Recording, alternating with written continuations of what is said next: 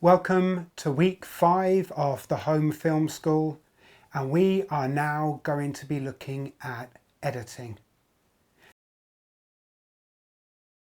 This is the final stage of the filmmaking process. They say that a film is a story told 3 times. The first time is when the script is written, the second time is when it's filmed, and the third time is when it's edited. So editing is so much more than just getting the footage, putting it together, and that's it. Editing is about storytelling. It's about pacing. It's about guiding those emotions. It's about choosing the information that you give to your audience, the information you hide from your audience. It's how long a shot lasts. It's how late we enter a scene and how early we leave it as the audience. So let's get into week 5 and editing. Now, as I said, this workshop is going to talk about the theory of editing. It's not going to go into any specific application that you can use because there's lots out there. But all of the things that you learn here are going to enable you to, whatever application you're using, know some basic principles, and that will stand you in really good stead for your storytelling. Before we get to the editing stage, we need to have already thought of the shots that we need, the feelings that we want our audience to have, the information that we need to be sharing. How is this scene moving the story forward? This goes right back to when the scene is created, and then when we go to film, we should always be shooting for the edit. What shooting for the edit means is that we break down the scene and we have a good idea of the different shots that we are going to use. Last week we looked at 12 different camera angles that you can use when telling a story. So if we revisit that, we have 12 different tools that we can use as we approach a scene. What we're going to do is we're going to start with a script. From that, we're going to break this down into the shots that we want to achieve, and then we're going to put it all together. So in this scene, we have the character, Matt. He's coming into the kitchen. He's late. He's trying to make lunch. We begin on a master, and this will give us all of the information that we need. So watch this segment and see what kind of feelings you have at the end of it.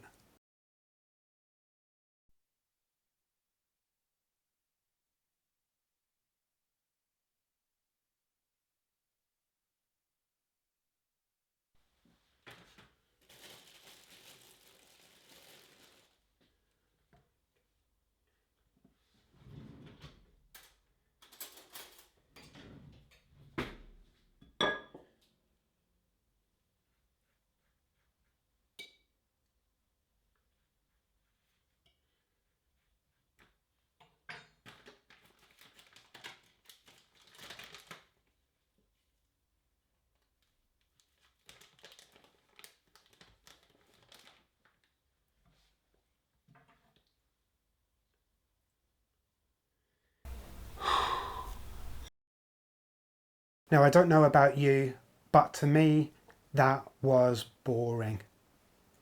We were there, the camera was static, and we just got one single shot of what was happening. So as the audience, what we do is we switch off. We know the surroundings, we know who's in the surroundings, we know what's happening. Nothing changes, nothing shakes it up, nothing grabs our attention. So we have our master shot. What's a good idea within the scene is to break it down into the actions that are taking place. What's happening? So we know that he comes in, he gets something from the fridge, he goes over, he gets some bread out, he butters that, he gets a knife out, he cuts the sandwich. So the steps that I want you to take when thinking about editing, so reversing it back to shooting for the edit, and even going right back to the script, is that initial thing of what do we want our audience to be feeling? So in the case of this scene, we want them to see that Matt is stressed, he's in a rush, he's in a hurry. That gives us a pace. We think there has to be a quickness to it. Then we break down the activities that Matt is going to do. All of these things are little segments of the story, and we can develop a list of those activities that we need to get that can lie on top of that master shot and can help us with our storytelling. In breaking that up, there's a lot more energy. We aren't given the opportunity to sit back and we don't know what's coming next. There's lots of cuts, different angles, a different pace. So we're kept on our toes as the audience, we're kept engaged, and we want to carry on watching. We don't switch off. He goes to the fridge, then he walks over, gets some bread, he gets a knife from the drawer, he then butters the bread, he puts the ham in, he cuts the sandwich. Now, it doesn't sound like a very interesting series of events. This kind of thing happens all the time. But with the editing, if we cut that quickly, we can give that sense of urgency that he needs to get this done. So going into the scene, we have our shot list. And from that, we have a good idea of how we are going to break the scene up, how it's going to be edited together.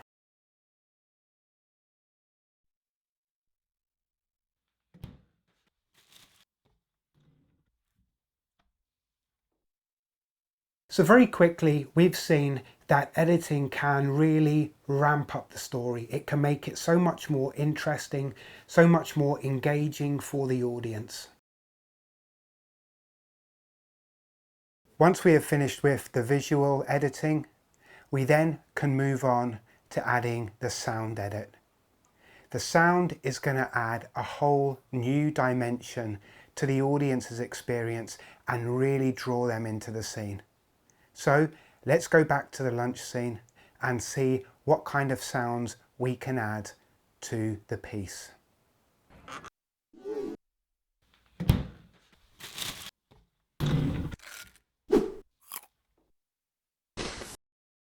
All I did with that was I went with my mobile phone, I recorded those sounds, again using the list that I created, and then I just overlaid that on the visuals. You can play around with that. You can even get different sounds to support your story. There's loads of swooshes and whooshes and that kind of thing that you've probably heard on YouTube videos before. But again, it brings us into that world and it really engulfs us in that story. Now, I'm going to go into a few tips, guidelines for what to think of when you are editing. The first thing to think about when editing anything is the emotion of the piece. It's the vibe, it's the feeling that you want the audience to have. If we use the scene with Matt, I don't know why I keep on calling him Matt, with myself in the previous scene, then if we want to make it appear that this is something that he does every single lunchtime, it's going to be a very different vibe and emotion from he's got 2 minutes to get that sandwich made and eaten before he has to be out of the front door, and he's not eaten since 6 o'clock this morning. So again, going back to the basics, what emotion, what vibe do we want the audience to have when they are thrown into that scene? Point 2, story. How does the scene move the story forward? I think in every single week I have said this, but it's all about story. And we have to think, what do the audience leave this scene knowing that they didn't when they came into that scene? Is it a building of tension? Is it a fresh piece of information? It has to be something that moves the story forward. If it doesn't, then it shouldn't be there. The edit should not include that scene. Point 3 is the rhythm of the scene. You have to see yourself as a conductor. You are guiding the pace of that scene, and as a result, that has a massive impact on how the audience interpret that. If you think to yourself how you respond to a slow piece of music as opposed to a fast piece of music, it's very, very different. So how are you going to pace that scene? That can be dictated by lots of different things. If there's a lot of information that the audience need, it's going to be a slower pace. If the shot is complex, if there's a lot for the eye to take in, it's going to be a certain pace. If the characters are speaking and that's at a slow pace, then if your pace is quick, if your edit is really snappy, it's going to jar.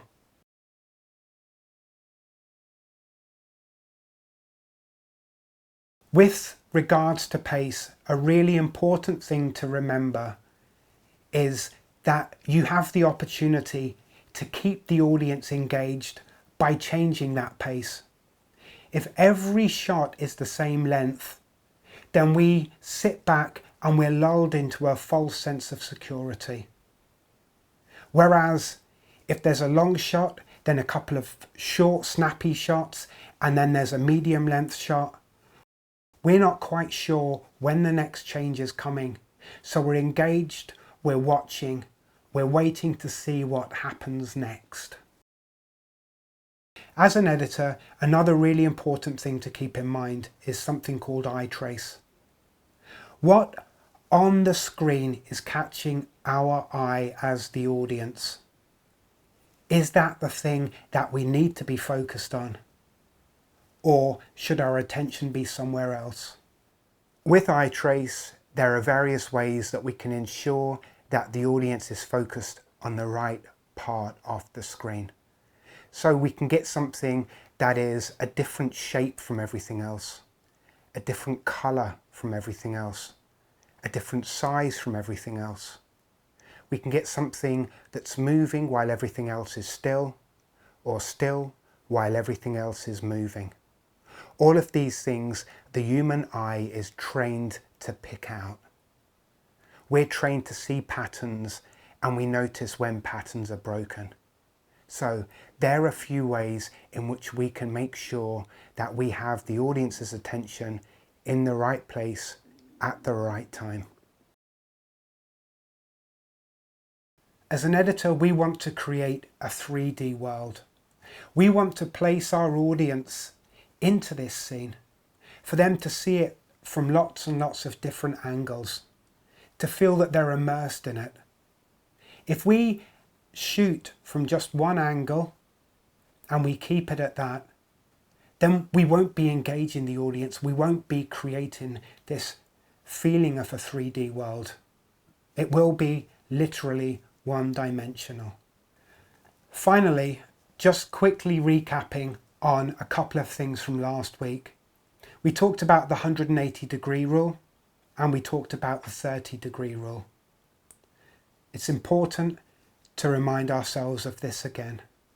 So the 180-degree rule is the idea of there being a line drawn between two characters and the camera only ever operates on one side of that line. If it jumps to the other side, then what happens is we get confused. And suddenly a character is talking to a character in one direction, then the next shot, everything's spun around and we become disorientated as the audience. we become confused about the space that we're in. And then there's the 30-degree rule.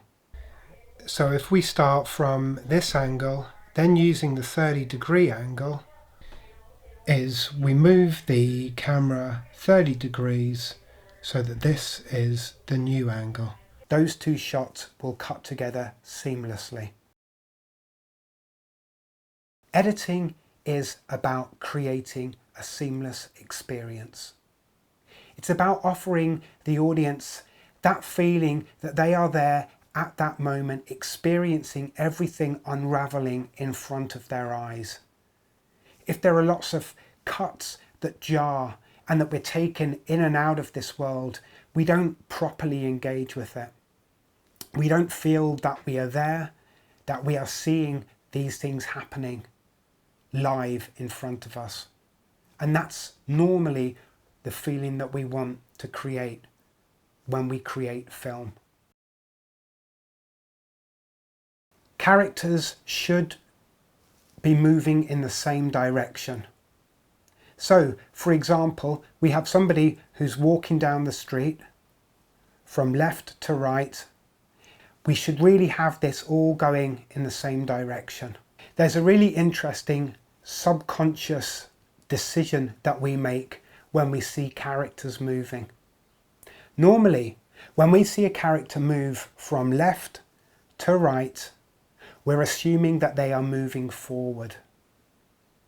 If they are coming, conversely, from the right to the left, our subconscious tells us that they are moving backwards. I wanted to quickly talk about jump cuts that we mentioned last week as well. That whole thing of a cut jarring, so it shocks us, it startles us, it takes us out of the moment. Unless you want the audience to feel that, then jump cuts should be avoided. They're avoided by the 30-degree rule, and they're also avoided by using what's called B-roll. Previously, when I was making the sandwich and it was just that shot of me, there was nothing to keep us engaged. But suddenly, if we add all the different types of shots and then start to include some B-roll as well, that really helps us with the edit and helps us with the storytelling. So we've done it. We are at the end of week 5 of the Home Film School, and you have gone through each and every step that you need to know to make your own film. You've gone through how to get ideas, how to put it in a script, how to transform the script into something that you go and film, how to film it, the use of different camera angles to help your storytelling, and finally, the editing of the story. Week 6 is very exciting. In that workshop, I'm going to take you through all of those stages. So you're going to see me try and come up with an idea, create the script for it, then film it, my thought process when I do go out there and film it, how I'm then going to edit it. I'll talk through the decisions I make there, and you will see the finished product, the final film that I make using the process that we have learned over the last 5 weeks. So make sure that you do check back for week 6. Do subscribe, hit the notification bell so that you're kept up to date. And make sure you go and check all the other fantastic courses that are part of Make, Do, Create, because there are some real gems out there. I would love to see any work that you create. So as usual, we'll leave an email address that you can send that work to. Would be fantastic to see the creations that you're coming up with. Till next week, make sure you go out there and create.